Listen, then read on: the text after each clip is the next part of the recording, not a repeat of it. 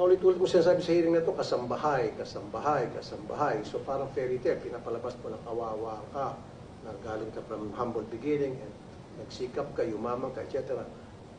Hindi. Don't use that word kasambahay kasi pinagluloko mo lang kami. Nobody, no, madam, nobody will believe you. You keep stating na kasambahay. Paano maging kasambahay yung nanay mo kung sila ay kasal ni papa mo? Maliban na lang kung si papa mo ay nagsisinungaling dito sa birth certificate. And what is the reason why would he lie? Di ba?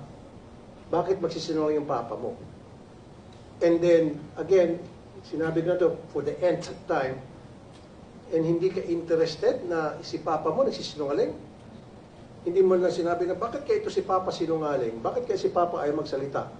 Siyempre, usyusohin mo yan. Papa, sinasabi mo, kasambahay si